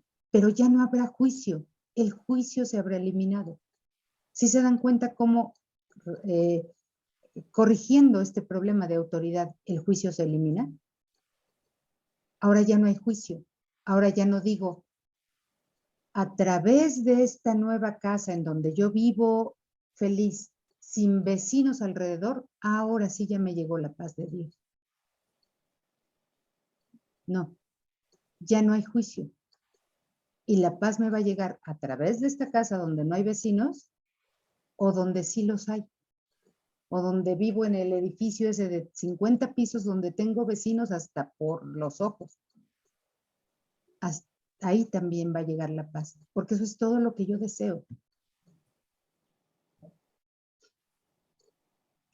Entonces, el que tu voluntad sea, antes que nada, alcanzar el reino de los cielos, con esto habrás dicho, sé lo que soy y acepto mi herencia.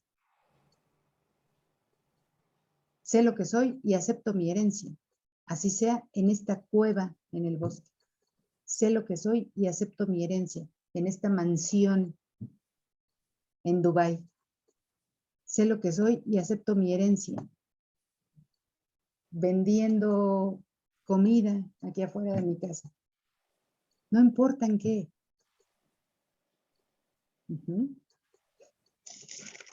Esto es fácil de alcanzar. En realidad es fácil, pero a nosotros se nos complica, por supuesto. Yo no lo niego, ni voy a decir que no, que esto ya deberíamos haberlo entendido y ya deberíamos estarlo experimentando. No, esto es un proceso para todos nosotros y vamos poco a poco. Si yo ahora, por la razón que fuera, no importa, bueno, vamos a suponer por la razón de que se me cae mi casa, porque ustedes saben que México es un país de terremotos. Si por esa razón se me cayera mi casa y me quedo sin ella, pues claro que voy a sufrir, claro que voy a decir, ¿y ahora en dónde voy a vivir? ¿Qué voy a hacer? Claro, no estoy diciendo que yo estuviera así en posición de loto y en estado zen mental. Si no tengo casa, pues no, claro que no. Por supuesto que no. Pero como dijo Meche, si antes yo podía pasar 3 meses deprimida o 5 años enojada o 10 días angustiada, a lo mejor ahora el periodo es más corto. Y yo puedo recordar más rápidamente que antes quién soy yo y cuál es mi herencia. Y la acepto. Esta casa no es mi herencia, aunque me la haya dejado mi papá. Esta casa no es mi herencia, porque un día este cuerpo no estará ahí, pues quién sabe para quién se le quede. O sea, no es mi herencia. Pero lo que Dios me dio sí es mi herencia, porque me lo dio para toda la eternidad. Eso no lo puedo perder.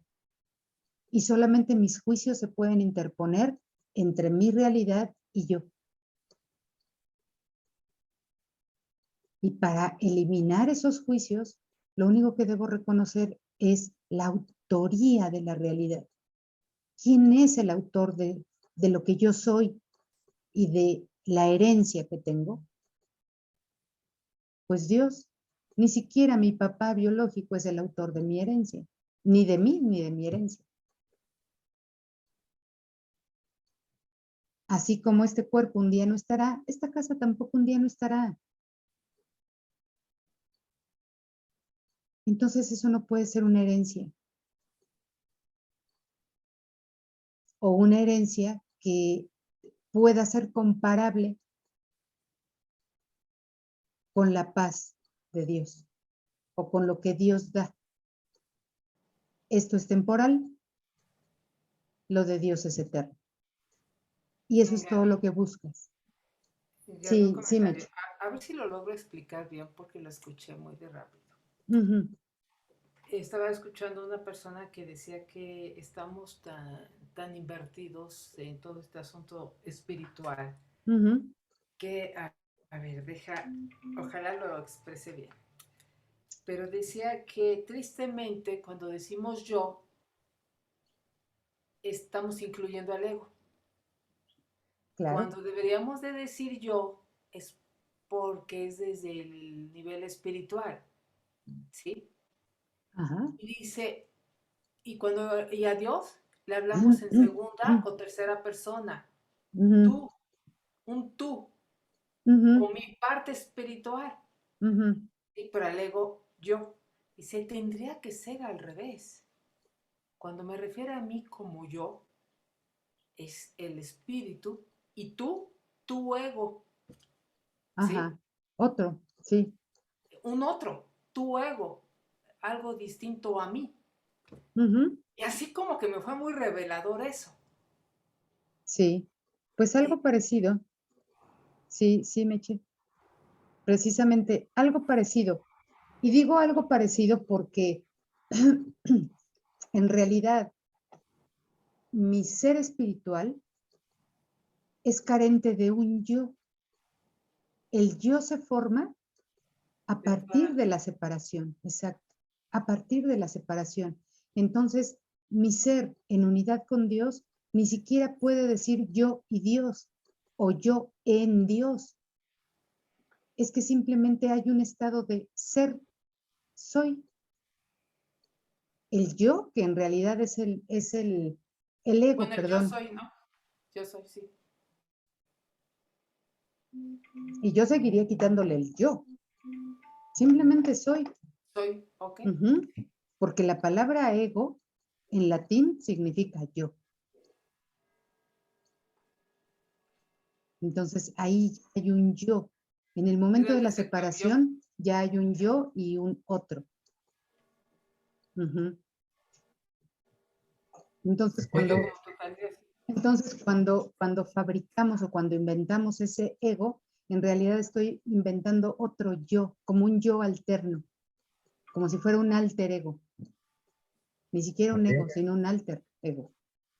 habría entonces que hablar del ser, ¿no? De yo soy, ¿no? Porque Sí, eso de es verdad ser. que es un poco liante porque muchas corrientes te hablan del pequeño yo, lo que ella estaba diciendo del yo, uno te habla del pequeño yo, del Falso yo soy, yo. del yo superior, de tal, pero es Ujú, mejor entenderlo como tú dices, como el ser, en vez de hacer o tener, el ser, ujú. yo Del soy, ser, exacto. y el ser divino, Del digamos, ser. Ujú. el Sí, ser que es exacto. uno con Dios, con la herencia de Dios, claro. Exacto, del ser. El curso también tiene ese concepto o esa idea del pequeño yo o del falso yo. Mm. Ujú. Pues es Mente ese. superior, también la llego a mencionar una o dos veces. Mente superior, mente inferior, muy Ujú, avanzado los ujú. capítulos. Sí, También. sí. Nivel superior de la mente, claro.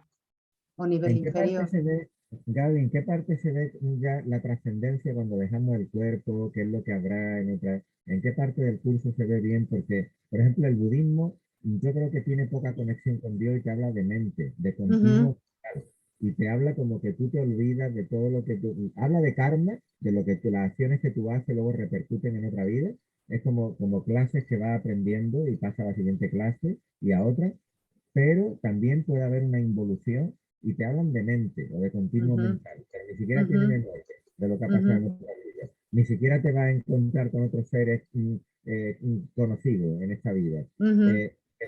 Me gustaría saber cómo contempla todo eso el curso y dónde se ve bien todo eso. Fíjate que el curso no contempla eso, no lo contempla.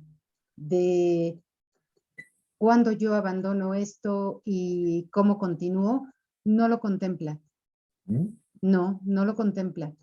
Cuando habla de reencarnación, bueno, se habla un poquito acerca de esto, pero igual te dice, a todas luces eso tiene que ser imposible, porque si ni siquiera has podido encarnar, no ha sido posible que encarnes, pues menos que reencarnes.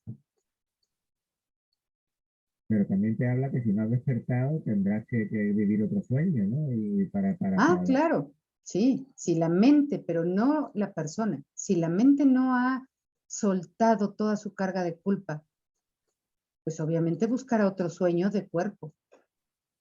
Ujú. Pero siempre seguirá siendo sueño, no realidad. Pero bueno, se podía sustituir la palabra sueño por otra encarnación, ¿no? Porque según sueño, Lo puedes sustituir por encarnación o reencarnación, pero seguirá siendo sueño, no claro, será realidad. claro. Ujú. Y bueno, pues tienen alguna otra pregunta, tienen algún comentario acerca de esto que leímos, o ustedes creen que podemos retirarnos, podemos dejar aquí la sesión. Hoy terminamos a las 7 en punto, miren, muy bien. Y es que somos pocos ahora en el viernes, somos pocos, no hay mucha interacción, entonces se acortan los tiempos. Pero bueno, si para ustedes está bien y si no hay preguntas ni comentarios, pues podemos dejar aquí si ustedes gustan. Gaby, Sí, Gaby, los lunes, ¿qué día, a qué hora es? ¿A las 6 o a las 7? los lunes es a las 7 de la noche, Meche. Ah, ok, ok. Sí, los Perfecto. lunes es a las 7 de la noche y los viernes originalmente era a las 6 de la tarde, pero por razón de que Fermín está en España, para él las 6 de la tarde vendrían siendo 7 horas después. Entonces, pues pedimos por atención a él si podíamos bajarnos una horita, por lo menos una hora menos, para que él pudiera entrar y pues bueno, que estuviéramos aquí quien pudiera, ¿no? La mayoría había dicho que podía, pero ahora veo que se les complica también este horario el viernes. Pero bueno, ya nos iremos ajustando, ya nos iremos ajustando. Ok. Bueno, pues Pero, muchísimas pero gracias. puedes entrar a la clase que tú quieras, Meche, ¿eh? Si a ti se te facilita un día entrar a las 7 el lunes, pues adelante. Ahí están Claro, los dos grupos para disposición de ustedes. perfecto. El Ok. del lunes se repite lo del viernes otra vez, ¿no? Prácticamente. Mira, a veces vamos igual, en la misma lectura. A veces va un poquito más avanzado el lunes, a veces va un poquito más avanzado el viernes, eh, pero por lo general van en lo mismo, Fermín. Solo es cuestión pues de las actividades y de los tiempos de cada quien. Eso más bien es. Déjenme detener la grabación.